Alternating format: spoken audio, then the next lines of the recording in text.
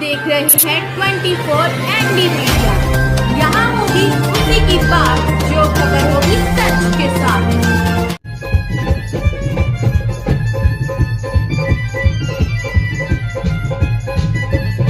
किसी भी पार्टी ने MP की टिकट नहीं दी है। सबसे पहले अगर टिकट दी है तो जननायक जनता पार्टी ने कैथल जिले से आपके बेटे को, आपके भाई को टिकट दी है।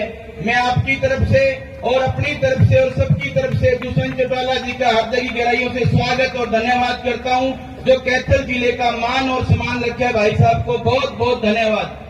साथियों, 3 नेता और हैं हमारे बीच में, नवीन जिंदल, सुशील गुप्ता, अभय सिंह चौटाला। नवीन जिंदल 11 महीने विदेश में रहते हैं, 1 महीना दिल्ली में रहते हैं। सुशील गुप्ता जी दिल्ली के रहने वाले हैं और अभय सिंह चौटाला सिरसा के रहने वाले हैं। आपका बेटा, आपका भाई पालाराम आपके बीच में रहता है। दुनिया भर के मैंने काम किए हैं ग्राउंड के ऊपर, सब साथियों को मालूम है, पता है। मैं तो सबके सामने नतमस्तक होकर ये चाहता हूं कि आप अपने बेटे को आशीर्वाद दें। मेरी सबसे विनती है, प्रार्थना है कि आप 1 हफ्ता पालाराम सैनी बन के, श्री दुष्यंत चौटाला बन के ग्राउंड के ऊपर काम करें। साथियों, 101% हम जीतेंगे, मुझे पूरा विश्वास है अपने भगवान के ऊपर, अपने कार्यकर्ताओं के ऊपर। पार्टी का हर कार्यकर्ता ग्राउंड के ऊपर दिन रात मेहनत कर रहा है। और मैं आपको बताना चाहता हूं, 2024 के अंदर हरियाणा के अंदर पूर्ण बहुमत के साथ जननायक जनता पार्टी की सरकार बनेगी और हरियाणा के CM दुष्यंत चौटाला जी होंगे, मुझे पूरा विश्वास है। मैं मेरी मातृशक्ति से प्रार्थना करता हूं कि आप अपने बेटे के लिए 1 हफ्ता निकालें, बुजुर्गों से, युवा साथियों से अपने बेटे के लिए आप दिन रात एक करें। मेरी तो यही प्रार्थना रहेगी। मैं ज्यादा बड़ा नेता नहीं हूं, मैं कार्यकर्ता हूं।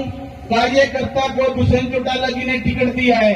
टिकट दिवाने वाले जितने भी साथी मंच के ऊपर बैठे हैं, मैं सबका तहे दिल से स्वागत करता हूं। और मेरी तो यही प्रार्थना रहेगी कि आप अब की बारी कैथल जिले में अपनी राजनीति लेके आओ। कैथल जिले में आज तक कोई MP नहीं बना, तो आप अपने बेटे को तन मन धन से सहयोग करें। आप सबने मेरी बात सुनी, आप सबका बहुत बहुत धन्यवाद।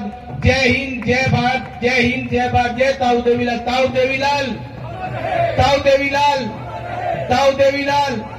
जननायक जनता पार्टी, जननायक जनता पार्टी, दुष्यंत चौटाला, दुष्यंत चौटाला, दुष्यंत चौटाला। जय हिंद, जय भारत। मैं साथियों से अनुरोध करूंगा कि जोरदार नारे लगाकर अपने नेता का स्वागत करने का काम करें। भावी मुख्यमंत्री भाई दुष्यंत चौटाला जिंदाबाद।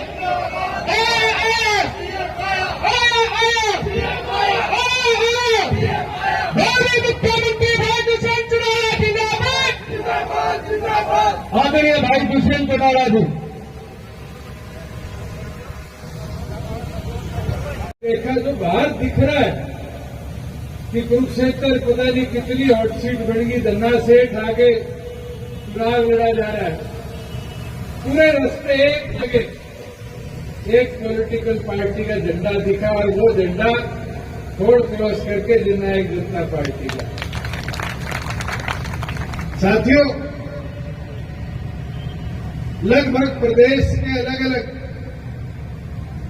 सभी लोकसभाओं का दौरा करने का मौका मिला और जो मन इस बार जनता का दिख रहा है वो ये है कि प्रदेश की आवाज को पार्लियामेंट में जगह कैसे मिले, कैसे हरियाणा की आवाज को रखने वाले लोग पार्लियामेंट में जाए। इस चीज के ऊपर लोग वोट डालना चाहते हैं। 10 साल जो आज बीजेपी का सांसद का उम्मीदवार है, तो कांग्रेस के उम्मीदवार के बतौर मेंबर ऑफ पार्लियामेंट रहा और रिकॉर्ड है पार्लियामेंट का। 5 बार भी पार्लियामेंट में शायद वो ना बोला। जो इंडिया अलायंस का आम आदमी पार्टी का उम्मीदवार है, वो 6 साल राज्यसभा में रहा। कभी सुना हरियाणा की कोई बात रखते हुए, कोई समस्या उठाते हुए? वो तो 6 साल इसी चीज में लग गया कि दिल्ली सरकार पे कार्रवाई कर, दिल्ली में ये हो गया, दिल्ली को पूर्ण राज्य बना दो। आज वास्तविक बात यह है कि हरियाणा की आवाज को पार्लियामेंट में अगर किसी ने पिछले 10-20 सालों में उठाया तो शायद वो अवसर मुझे मिला जब मैं 5 साल हिसार से सांसद था। अपना ट्रैक्टर घाटे से उठाकर कमर्शियल व्हीकल बना दिया था। ये सारे पत्रकार साथी जानते हैं। 1 महीने ट्रैक्टर लेकर पार्लियामेंट गया, वापस गाड़ा बनवा के लाया नहीं लाया। प्रदेश के अंदर छोटी छोटी कई बातें हुई। ऐसा कोई दिन नहीं था पार्लियामेंट्री प्रोसीडिंग का जहां हरियाणा की आवाज को पार्लियामेंट में ना रखा। चाहे हमारे महिला एसपी के विरुद्ध उस समय के होम मिनिस्टर की कई बात हो, चाहे आपके इधर आलू जलाए गए किसानों द्वारा उस मुद्दे की बात हो। ये छोटे छोटे विषय थे, मगर सांसद का काम होता है अपने क्षेत्र की, अपने प्रदेश की आवाज को पार्लियामेंट में उठाना। मेरी राष्ट्रीय पार्टियों में जो जीत के जाते हैं ये गूंगे बहरे सांसद बन जाते हैं। ये वहां मुंह नहीं खोल सकते आकाओं की आवाज सुने बिना। ये सोच समझकर अब 25 तारीख को अपने मत का अधिकार है। साथियों, मैं तो आपसे एक चीज पूछता हूं। कुरुक्षेत्र का तो इतिहास रहा है। कुरुक्षेत्र के अंदर स्वर्गीय चौधरी देवीलाल जी ने पहली बार सैनी समाज को जिम्मेवारी दी और आखिरी जिम्मेवारी भी चौधरी देवीलाल जी ने 2000 में दिलवाई। जब तक आप लोगों का मान सम्मान कुरुक्षेत्र ने उठाया नहीं उठाया, और आज वो जिम्मेवारी दोबारा डॉक्टर जय सिंह चौटाला जी ने पालाराम जी के तौर पर आपको दी। ये आपकी जिम्मेवारी बढ़ती है कि आज अति पिछड़ों में ये जिम्मेवारी जो आई है, और मैं ऑन रिकॉर्ड कहता हूं पूरे हरियाणा में इकलौती जिम्मेवारी अति पिछड़े को मिली है। इस जिम्मेवारी का मान सम्मान रखने का काम आपका। साथियों, मेरे से कई पत्रकार के साथी पूछ लेते क्या जी आपने क्या किया। मैं आज खुशी से कहता हूं 8% बीसीए के साथियों को, जहां पंचायत में मेंबर सरपंच तो बहुत दूर की बात थी, वोट डाल के आते थे। एक गांव में 20 वोट थे, 80 वोट थे। आज हर गांव में एक मेंबर बीसीए का हमने बनवाने का काम किया, कानून में प्रावधान किया। आज पंचायतों के अंदर, जिला परिषद में, ब्लॉक समिति में बैकवर्ड क्लासेस की, ये हमारा पार्षद महोदय है, ये मेजर, ये कैसे बन के आए? ये उस रिजर्वेशन के भरोसे पे बन के आए।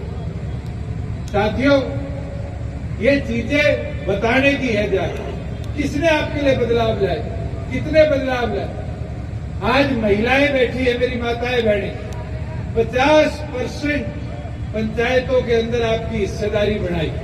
श्रीमती नैना चौटाला जी ने एक बार कहा था चुनरी चौपाल में कि आधी कुर्सियों पर महिलाएं बैठेगी, और मुझे खुशी होती है कि आज ब्लॉक समिति, जिला परिषद के चेयरमैन पर भी आधी महिलाएं, मेंबरों पर भी आधी महिलाएं। आज सरपंचों की आधी कुर्सियां महिलाएं, 6300 में से आज 3150 कुर्सियां जो है वो महिला सरपंचों के नाम लिखते हैं। आज 80,000 से ऊपर मेंबर है। आज मेंबरों की कुर्सियों पे भी आपकी हिस्सेदारी। ये कैसे मुमकिन हुआ? सिर्फ आप राज में हिस्सेदार थे और आपकी पार्टी का वादा था। आज राशन डिपो में 33% आपकी हिस्सेदारी बढ़ी। ये हिस्सेदारी किसने बनवाई? आपकी पार्टी ने बनवाई। आज मैं पूछता हूं, गांव की बात करी जाती, शहर की बात करी जाती। आज गांव और शहर में किसी गरीब को अपना इनकम सर्टिफिकेट बनवाना हो, किसी एससी-बीसी के साथी को कास्ट सर्टिफिकेट बनवाना हो, तो क्या उसको तहसीलदार के साइन कराने की जरूरत है? आज तो सीएचसी में जाओ और गदड़ करके कितने 20 रुपए 30 रुपए लगते हैं, साथ ही साथ कास्ट सर्टिफिकेट आपके पास आ जाता है। बुजुर्ग युवा साथियों, आज गांव के सीएचसी के अंदर बुढ़ापा पेंशन हो, अपने इस इलाके की सबसे बड़ी समस्या थी पीला राशन कार्ड। आज पीला राशन कार्ड भी किसी डीएफओ डीएफएससी के पास जाने की जरूरत नहीं, साथ ही साथ आपके गांव के अंदर बन जाता है। मैं एक चीज बड़ी खुशी के साथ कहता हूं, मेरे को एक मौका मिला था कि ये फरदवाड़ा रोड़ा निपटाने का। मेरे से बहुत पटवारी खुश भी हुए कि जी आप हमारी ताकत कंप्यूटर में दे रहे।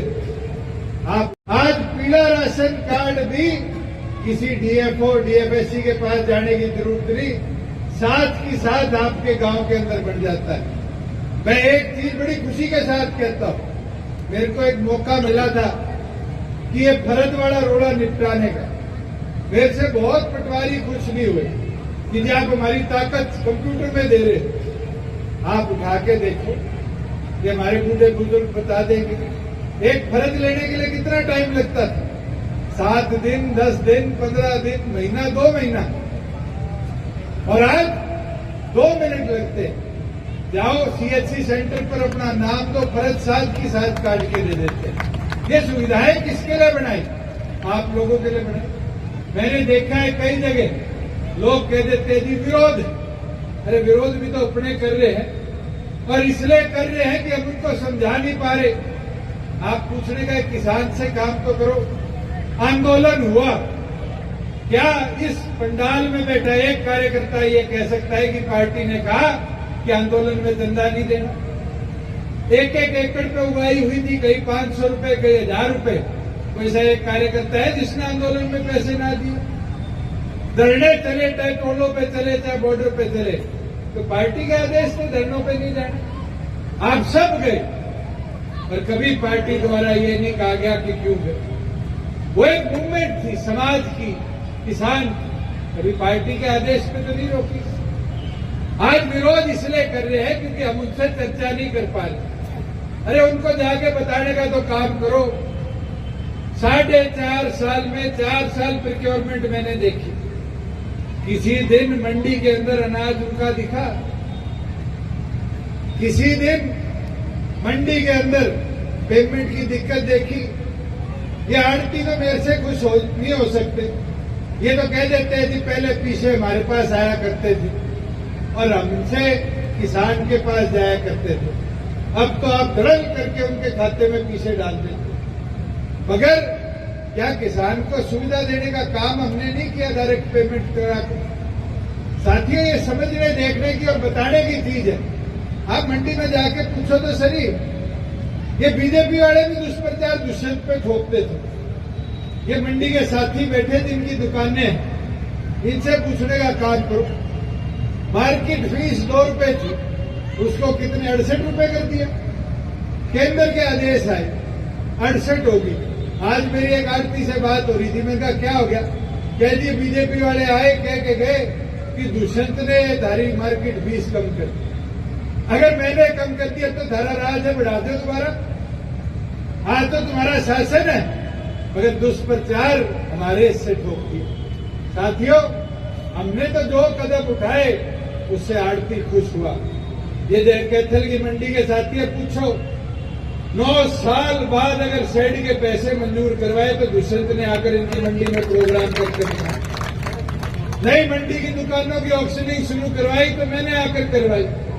आज पानीपत चले जाओ, करनाल चले जाओ, जहां जहां दूसरा तीसरा शेड बन रहा है, जब मैंने मंडियों का दौरा किया उसके बाद उसका काम शुरू हुआ। आज हमने तो इनके पानी खड़ा रह जाता था मंडी के अंदर, उसके लिए सीवरेज लाइन नहीं डलवाने का प्रपोजल बनवाया, मंजूरी करवाई। हमने तो कदम उठाए कि कैसे कमेरा सशक्त हो, कैसे छोटा दुकानदार सशक्त हो। 4.5 साल में कोई व्यापारी बोल सकता है कि इंस्पेक्टरी राज था? गांव में आकर शहरों के अंदर दुकानदारों से उगाई कराई जाती।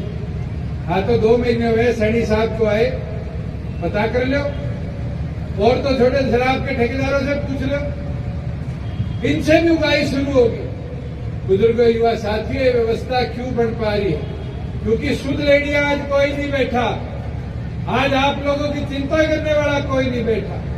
आज इन पे नजर रखने वाला कोई नहीं बैठा। मैं तो एक चीज देख रहा हूं कि बीजेपी का कैंडिडेट इसी कुरुक्षेत्र की धरा पर आज से 10 साल पहले प्रधानमंत्री क्या बोल के गए थे?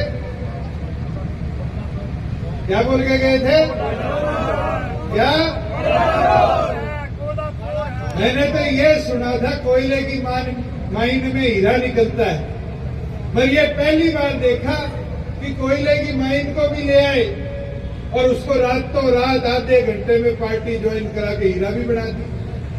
साथियों, ये देखने समझने की चीज है कि 10 साल में जो आरोप थे वो आरोप हीरे जैसे पहले से कोयले से सफेद कैसे हो गए, चमकने कैसे लगे, ये पूछने की जरूरत है आपको। साथियों, जहां कांग्रेस की बात है, ये दोनों एक ही थाली के चट्टे बट्टे हैं। आप उठा के देख लो, पुत्र मोह में भूपेंद्र हुड्डा ने क्या क्या कर दिया।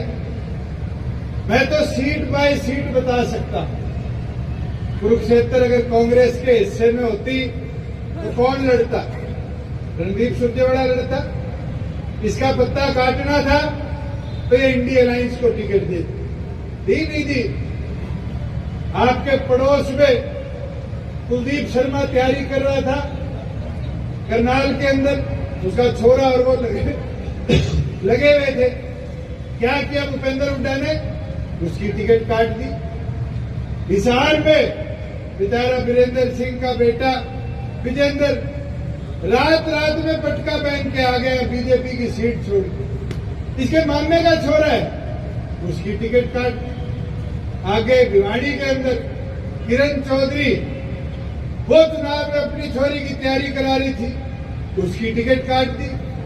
गुड़गांव के अंदर कैप्टन अजय यादव वो तैयारी कर रहे थे, उसकी टिकट काट दी। और तो और आपके फरीदाबाद में करण दलाल इसका रिश्तेदार था, उसकी टिकट काट दी।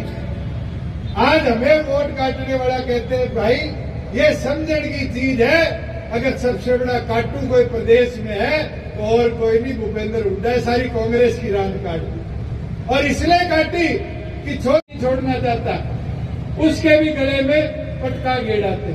और धूप सिंह जी, ये वादा तो इनको कर दो, इसका अपने गांव में माजरा का इलाज बांध के छोड़ो, कर दो खड़े हो, कहीं बैठे बैठे काम नहीं चलेगा। दोनों हाथ आके बोलते इलाज बंद हो। ये जिम्मेवारी ले लोगे, ये जो पंच मूर्तियां घूम रही है इनका भी इलाज बांधना जरूरी है। साथियों, इनने तो एक मन बना रखा है कैसे जेजेपी का एक आदमी तोड़ ले। सुबह डिब्बा लेके चलते हैं रोटियों का भरा कि रात तक एक के पटका पहना के आते। अरे वोट मांग लो गांव जाके, लोग वोट तो दे नहीं रहे, पर कहीं ना कहीं फोटो डालने में कोई कसर नहीं छोड़ रही। और फोटो भी कैसी भाई, जाके दबका के डरा के भाई ये कर देंगे, तेरे रिश्तेदारी भेज देंगे और कर देंगे। ये डर से चुनाव नहीं जीते जाते साथियों। ये तो मैं आज आपकी कुरुक्षेत्र की इस पावन धरा पर, महाभारत की पावन धरा पर इन पत्रकार साथियों को कह के जाता हूँ, भाई पहले तो मैं लाख कहता था, आज जितने रास्ते आया हूँ मैं ये गारंटी दे सकता हूँ 70,000 भी नहीं आती। साथियों, ये मेहनत आपको करनी पड़ेगी, आज मैदान में आपको उतरना पड़ेगा, ये लड़ाई आपको लड़नी पड़ेगी। और लड़ाई लड़ लोगे मजबूती के साथ तो आप देख लेना इस कुरुक्षेत्र के रण को कैसे जीतो। साथियों, पांडव 5 थे, कौरव हजारों थे, मगर उनके सामने 5 पांडवों ने मेहनत कर मजबूती के साथ युद्ध लड़ा और जीत हुई। आज इस कुरुक्षेत्र की रण पर करोड़पति 3 है और एक मेरे का बेटा आपके बीच में। आज चुनना अपने है, क्या पैसों से मोल भाव होगा या समाज में रहने वाले व्यक्ति से मोल भाव? किसकी मदद आप करोगे? कौन आपकी लड़ाई लड़ पाएगा? कौन इस युद्ध को मजबूती से 5 साल तक कुरुक्षेत्र की आवाज बनकर आगे ले जा पाएगा? ये तय आपने करना है। और मेरी माताएं बहनें आधी संख्या में यहां बैठी है, मैं आपसे अनुरोध करता हूं 50% वोट आपके। अगर नियत से, श्रद्धा से ये 50% वोट मैदान में उतर गए और महिला शक्ति को आगे लेकर चलने का काम किया तो आपको हराने वाला कोई नहीं है। आज हिसार में घबराहट दिखी कांग्रेसियों की, जो उचाना में हुआ वो शायद कोई कार्यकर्ता नहीं भूल सकता। किसान तो विरोध यहां भी कुरुक्षेत्र में कर रहे हैं, पर कहीं देखा पत्थर फेंके गए, कहीं देखा दुष्व्यवहार हुआ। साथियों, ये समझो देखो जिस तरह का षड्यंत्र रचा, और वो झूठा भी आपके यहां से ही गया है झूठा नहीं झूठा? तो कलैत वाले बता देंगे क्या बोलते हैं, थापी मार झूठा। आज उसने वहां यह हरकत करवाई कि वहां पर श्रीमती नैना चौटाला जी की सभा के अंदर शराब पीकर वहां लोग पहुंचते, डीजे चलाते, और तो और जब कार्यकर्ता रोकने का प्रयास करते तो पथराव करते। पथराव के बाद भी हमारी नरवाना हल्का, उताना हल्का की महिला प्रधान के साथ दुष्व्यवहार होता है, कपड़े फाड़े जाते। क्या किसान ये हरकत कर सकता है? क्या अच्छे समाज में रहने वाला व्यक्ति हरकत कर सकता है? साथियों, ये देखने समझने की चीज है, और इसका जवाब एक ही चीज से आपसे मांगता हूं। इसका जवाब वोट की ताकत से दो, वोट की चोट से दो। अगर आपने वोट की चोट मार दी, ऐसे लोग जो ये छोटी मानसिकता रखते हैं, जो किसान का चोड़ा पहन के गुंडागर्दी फैलाना चाहते हैं, इनको करारा जवाब हो। अगर ये कार्य कोई कर सकता है तो इस पंडाल में बैठा जननायक जनता पार्टी का एक एक समर्पित कार्यकर्ता कर सकता है। मैं तो विनती प्रार्थना आपसे करता हूं कि आज जाकर ये संकल्प लेकर चलो, और आज जाकर भी नहीं, मैं कहता हूं इस पंडाल से एक एक झंडा हाथ में ले लो और जाते जाते 2 गलियां डोर टू डोर करके घर जाओ। प्रचार प्रसार से होता है। जब निकलोगे, चाबी की जय बोलोगे, चौधरी देवीलाल जी की जय बोलोगे, हर अंतिम व्यक्ति तक संपर्क साधोगे, हर घर तक चाबी पहुंचाओगे, तो इस बदलाव की रूपरेखा में अपनी मजबूती दर्शा सकोगे। मैं तो आपके बीच में ये प्रार्थना करने आया था, ब्रिज शर्मा जी और मैं इसलिए आपके बीच में आए। ये लड़ाई और किसी की नहीं है कार्यकर्ता साथियों, ये लड़ाई प्रदेश के हित की, प्रदेश की तरक्की, प्रदेश की आवाज की है। और ये लड़ाई कोई लड़ सकता है तो आप जैसा कर्मठ समर्पित कार्यकर्ता लड़ सकता है। और आपने मजबूती के साथ अगले 9 दिन ये लड़ाई लड़ ली, और आज 25 तारीख को आखिरी वोट मजबूती से पोल करा दिया, तो फिर इतिहास रचा जाएगा। इन 3 करोड़पतियों के आगे एक सड़क से आप लोगों से उठा हुआ व्यक्ति सांसद चुनकर ऐतिहासिक मतों से संसद में जाएगा। साथियों, मैं तो आपको अंतिम में इतना बोलना चाहूंगा कि 25 तारीख को एक एक समर्पित कार्यकर्ता भगवान का नाम लेकर अपना एक एक कीमती वोट चाबी का बटन दबाकर पालाराम सैनी के 4 नंबर पर जो बटन चाबी का है उसके सामने वाला बटन दबाकर भारी बहुमत से मतदान कर इतिहास रचे और एक मेरे के बेटे को सांसद चुनकर भेजे। आप सब आए, आप सबका बहुत बहुत धन्यवाद।